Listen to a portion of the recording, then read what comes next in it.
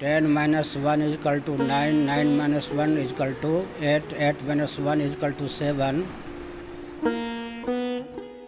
A Hindu holy man is sitting in his temple in Puri by the Bay of Bengal and counts down the numbers from 10 in a mathematical mantra.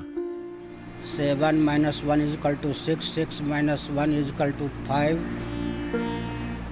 5 minus 1 is equal to 4, 4 minus 1 is equal to 3, 3 minus 1 is equal to 2, 2 minus 1 is equal to 1, and 1 minus 1 is equal to 0. The number 0 is an Indian invention. So is Nirvana, the state of nothingness. The idea of zero has many layers. The word shunya in Buddhist literature is something which is very close to void, nothing is being present.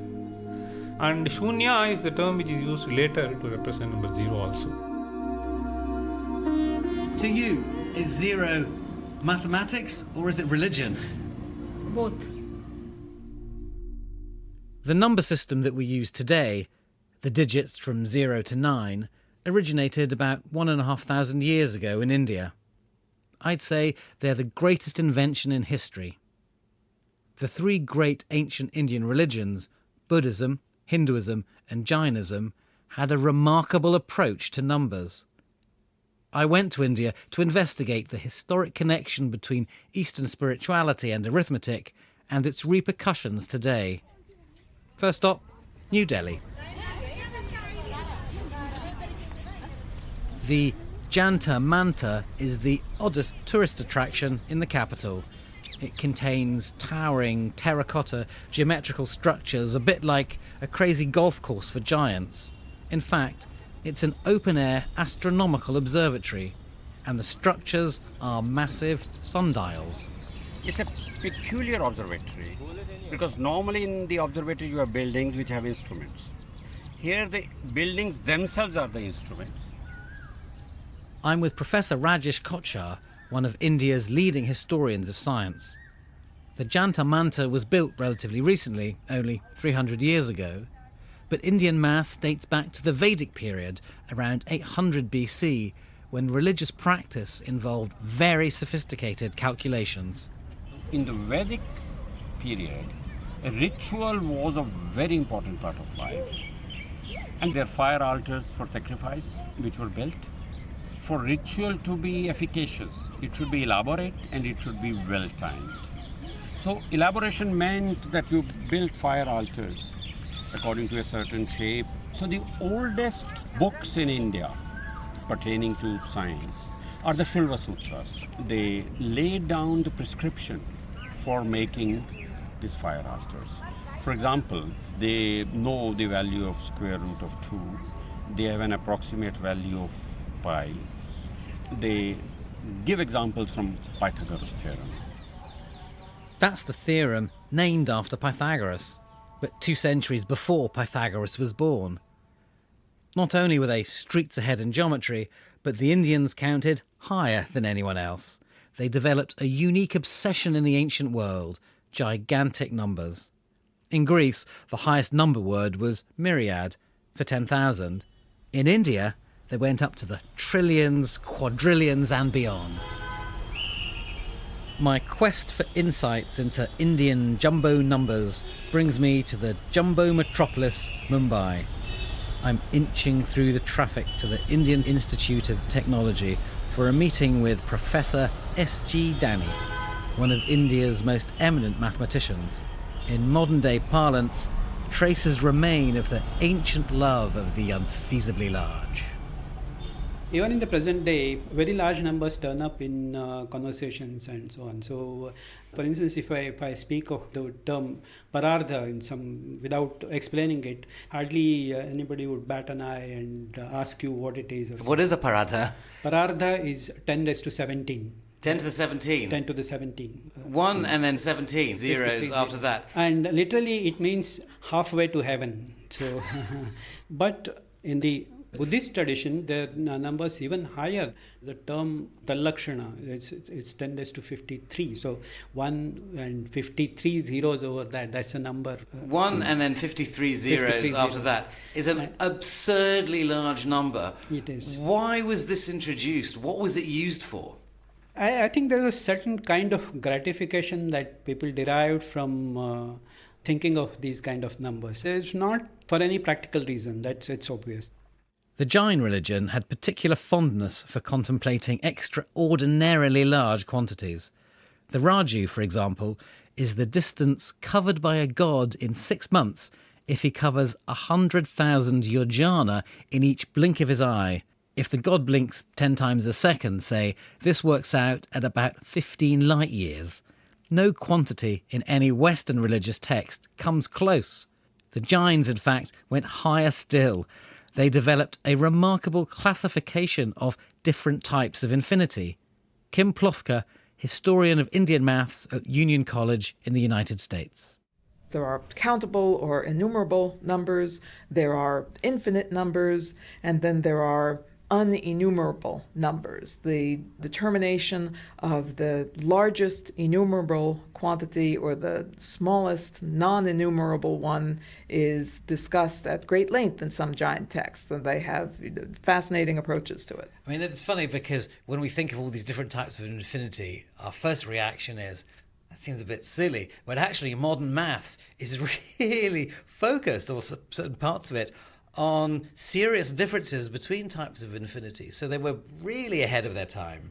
Certainly, in a pre-modern culture, you might not have direct practical use for such ideas, but it's definitely fundamental to the development of abstract mathematical thought about the idea of infinity. If you're going to be able to write down very large numbers, you need a sensible system of notation. In the Roman system, the largest digit was m, 1,000. So to say 10,000, you need to write MMMMM. Cumbersome and easy to make mistakes. In India, they developed a much better decimal system based on position, which is the one we use today. George Geverghese Joseph is a maths historian at the University of Manchester. The place of a particular number determines what its value is. For instance, if you got a number like 111, which is 111 as we understand it, the first one stands for a 1 unit. The next one stands for tens. And moving from right to left, the third of the terms, 1 means 100 units. So it's basically 100 plus 10 plus 1. With a number system based on position, you can write big numbers easily. You only need 7 digits to write all numbers up to 1,000,000. In the Roman system, you'd need to write 1,000 M's in a line. But a number system based on position requires a new mathematical concept, 0, for when there is nothing in that position. If we write 101, this is 1 in the hundreds position, 0 in the tens position, and 1 in the units position. The Indians called 0 shunya, or void. To give nothing a symbol, in other words, to say that nothing was something, was arguably the greatest conceptual leap in the history of mathematics. Neither the Greeks nor the Romans had a word or a symbol for 0. All aboard the 12002 Express to the historic city of Gwalior in Madhya Pradesh. I'm on a journey to the void, the oldest 0 in India, for which there is a verifiable date, 875 AD, more or less when the Vikings were invading Britain. I'm 100 metres high up a cliff face, underneath the impressive walls of Gwalior Fort, and I've literally come here for nothing. Inside this temple that is carved out of the rock is what's believed to be the earliest known mathematical 0. I'm here with Manuel Joseph, the curator of the local archaeological museum. Shall we go in? Yes, definitely. It's tiny, it's about the size of a broom cupboard. But I think I might have to lean on Vishnu. Apologies, deity. Now, where is it? It is on this left wall, and the inscription, as you can see, It's all in, is it Indian script? I don't Yes. understand it, but in that corner, I can see a circle, and that's the 0, is it? yes, exactly. You have discovered it very correctly. It is in the right hand top corner. 270 is written here. You can even perceive the 2, and the 7 is almost like 7, and 0 is exactly like the 0 we used today.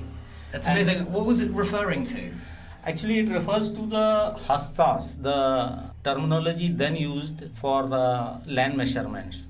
This was donated to the temple authorities, and lower down it says that there's There's a second 0 here, isn't there? yes. Should we try and find it? Yes. It's quite hard to find, actually, isn't it? Because there's lots of squiggles and not many circles. It's like looking for a needle in a haystack, isn't it? Yeah. Oh, yes. there it is. It's about halfway down. Correct. It says 50 garlands have to be offered to the main deity here, Vishnu, in honor of him every day. This is supposedly the oldest mathematical 0 which we have an exact date. Do you get many tourists looking for 0 coming here? Recently, there has been a surge in mathematical tourism, and from worldwide perspective also, we see many scholars interested trying to have a peep into this inscription. Peeping dons be advised, viewings are by appointment only. The date of the tablet is 875 AD, but by that time 0 was already in common use in India. 2 centuries previously, the mathematician Brahmagupta provided a user's guide for 0. He showed how amazingly useful the new number was. He formulated the basic principles of arithmetic in terms of adding, subtracting, multiplying and dividing and so on. It was Brahmagupta who brought forth the use of 0, what role it plays in mathematics. Brahmagupta wrote these rules using the language of accountancy. A debt minus 0 is a debt. A fortune minus 0 is a fortune. 0 minus 0 is 0. The product of 0 multiplied by a debt or a fortune is 0. The Indian number system that uses position and a 0 was superior to all other systems because it made calculating much easier, not just for accountants, but for everyone. It spread via the Middle East to Europe, reaching Spain 1,000 years ago. It's what the whole world uses now. But why did 0, shunya, originate in India? Was it just because it helped them write big numbers? Or were there other spiritual forces at play? Krishnamurti Ramasubramaniam is a Sanskrit scholar and historian of maths at the Indian Institute of Technology, Bombay. When you look at these philosophical texts, they have the notion of shunya. Shunya in Buddhist literature, for instance, is quite famous. And shunya is something which is very close to void, nothing is being present. And shunya is the term which is used later to represent number 0 also. What is interesting is there's a whole lot of shunya appearing everywhere. So this has been floating around from about 300 BC. George Geverghese Joseph. In architects' manuals saying that what is important is not the walls, but the space between the walls, the space being shunya. Or in creative efforts where you empty your mind of all impressions before you actually start writing, painting, everything. Buddhism, Jainism, and earlier in the Vedic religion, there is this sort of belief that you have to reach a particular state of what they call state of nirvana, when all your impressions, intellectual, everything is wiped out. I think it in terms of a very fertile environment in which somebody that we don't know of, they saw that this philosophical and cultural concept would also be useful in a mathematical sense. Renu Jain, Professor of Mathematics at Jivaji University in Gwalior, is in no doubt at all that the spiritual idea of nothingness inspired the mathematical idea of 0. Zero denotes nothing. But in India, it was derived from the concept of shunya. Shunya means a sort of salvation. It's the qualitative culmination of the mankind in some sense. When all our desires are nullified, we don't have any desire, then we go to Nirvana or Shunya or total sort of salvation. So Then- nothing is everything. Yeah, that forms the whole background of religions in India. In fact, the very use of the circle to represent zero may have religious roots. The circle is also symbolic of the sky. Many of the words that are used for verbally encoding zero in Sanskrit mean sky or void. So, to the extent that the sky is represented by the circle of the heavens, then that is a very appropriate symbol for zero. Ancient Indian mathematicians were innovative in other ways too. In a pre-paper society, they developed a system of synonyms to memorize digits. One could be moon, earth, Vishnu. Two could be eye, hand, twin, and so on. Professor Ramasubramaniam. For instance, I'll tell you one string. Vibudha netra gajahi hutashana triguna veda bhavarana bahavaha. This actually represents a 13-digit number. Hutashana The professor then wrote out this number in digits. veda. It's actually 40. 2 Yeah. 827 billion 433 million 388,233. Exactly, yeah. So this number literally Yeah. is deities, eyes, elephant, serpent, fire, tree, quality, Veda, stars, elephant, hands. Yeah, correct. And what does this number mean and where was it used? So it is used in specifying the value of pi. The value of pi specified by this is correct to 11 decimal places. The Sanskrit tradition for what are essentially number puns has led to the belief that there's maths hidden in the ancient religious texts. The most controversial claim is that a whole set of arithmetical tricks is in the Vedas, the most sacred of Hindu scriptures. Due to bad weather, captain has destroyed the seatbelt sign. Passengers are requested to return to their seats, keep their seatbelt fastened until further notice. Thank you. Braving the monsoon turbulence, I flew to Puri, a seaside town on the Bay of Bengal, to investigate. I timed my arrival for the start of the Rat Yatra, one of Hinduism's biggest festivals. The Rat Yatra unfolds along a long, broad avenue, crowded with about 1 million pilgrims. I managed to find space on a balcony and watched 3 gigantic, extravagantly coloured chariots, like mobile temples, slowly being pulled through the masses. The chariots carried dozens of monks, exuberantly banging drums and cymbals. My guide to the celebration was Gaurav Tekrival, a maths tutor from Calcutta. Well, Alex, you're live at the Rath Yatra, the Puri Chariot Festival, where you are witnessing the gods being taken out of the temple on a chariot, and they're going together with his brother and sister to the maternal aunt's place. They're right now on a chariot, which is being pulled by millions of people here. What does this festival symbolize? The festival symbolizes progressiveness, that everything must go on. The old must give way to the new, and it symbolizes progress. Now, what is the relevance of mathematics to this festival? The holy man who launched the chariot festival, His Holiness Sri Jagadguru Sankaracharya Ji, he is also the figurehead of a branch of mathematics which is called Vedic mathematics. Vedic mathematics is a set of speed maths tricks which were championed by a previous Shankaracharya of Puri.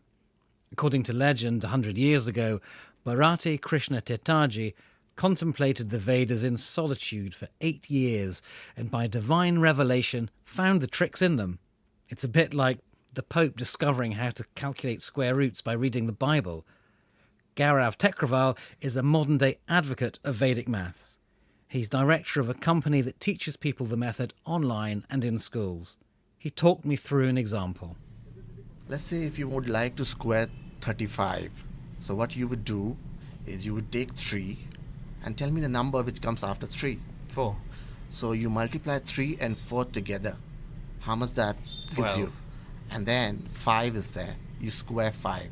It's 25. And you combine the two answers, it gives you 1225. And that's the answer for 35 square. But it is quite fun and it's quite a nice pattern to find 35 times 35. Similarly, if you go for 45 square, 55 square, the same pattern would apply. The origin of Vedic mathematics is quite picturesque. The Shankaracharya is said to have in 1908 gone into the woods or something for 8 years and contemplated the Vedas and come out with these 16 formulae, the Correct. sutras. Doesn't sound very believable.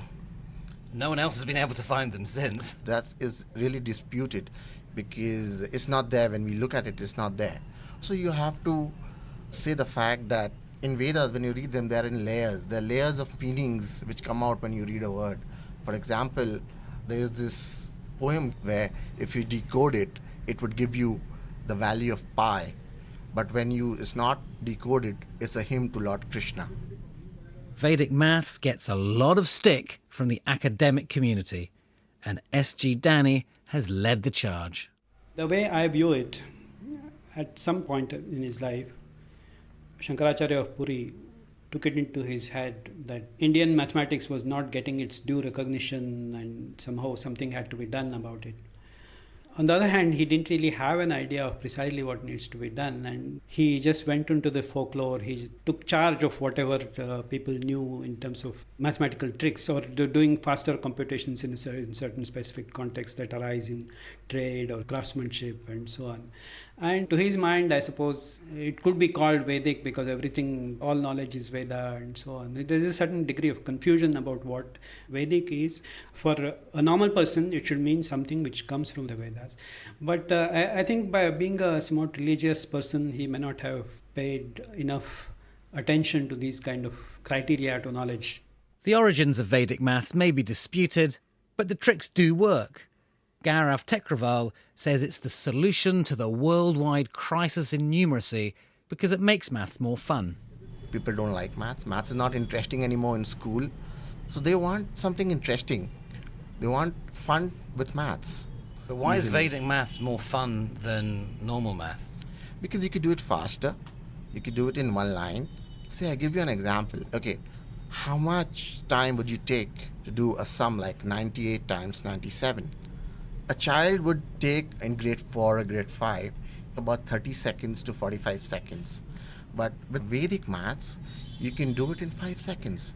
So what happens is that he's doing things which he was not able to do before in less time and in an easier way. While one can agree that there's some amount of recreational things that can be done with it, the way it has sort of evolved, I think, has become kind of detrimental in several respects. In what way is it detrimental? While the composition of these tricks involves certain ideas, it's not the ideas that get passed on, it's the routine of doing things in a certain way that gets passed on. So my expectation is that a child spending a lot of time with this sort of thing would sort of be at a hindrance in taking a fresh view of mathematical ideas. My take on Vedic maths is that speed arithmetic can be fun as part of a bigger picture, so good luck to Gaurav in convincing the rest of the world. But I also agree there's nothing Vedic about them, apart from in the most general sense. All arithmetic is Vedic, since our numbers originated in India. On my final day, Gaurav had arranged an audience with the current Shankaracharya of Puri, the spiritual head of Vedic mathematics and himself an author of books on numbers. I wanted to ask him how he saw the link between numbers and religion in India.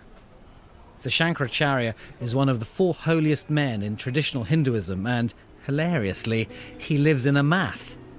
But this is just the Hindi word for monastery. I took my shoes off downstairs and walked up into the audience room, which has the Shankaracharya's throne at one end. A few monks are gathering, dressed in white or lime robes with face paint and body paint, waiting for the Shankaracharya's arrival.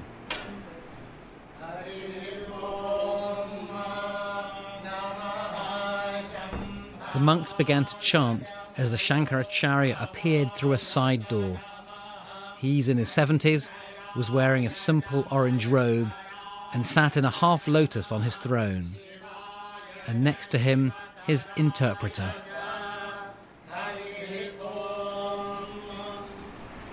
Your Holiness, thank you very much for granting the BBC an audience during the busiest week of the year for you. I'd like to start off by asking you, in what way can the Vedas be considered a mathematical text? वेदांतों में जिसे सच्चिदानंद स्वरूप ब्रह्म कहा गया है. The creation, according to Vedanta Prasthan, it is an ancient text. The world or the creator, everything comes under the perimeter of numbers.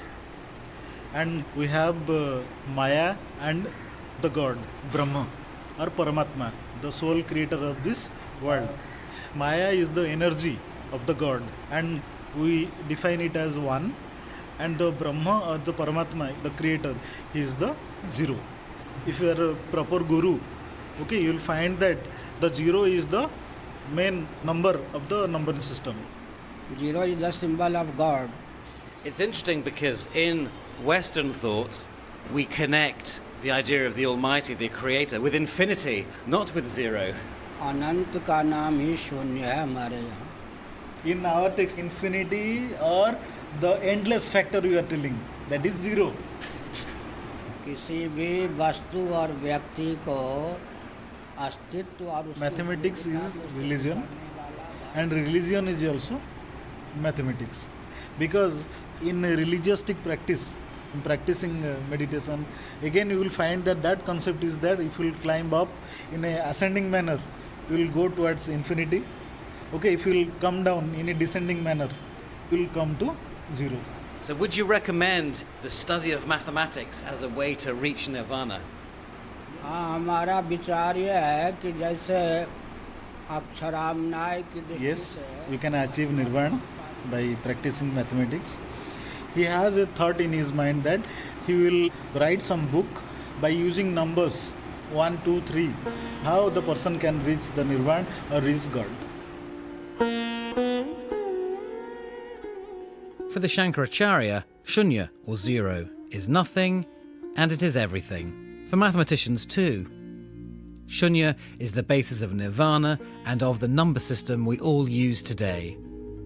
Nothing was India's greatest gift to the world.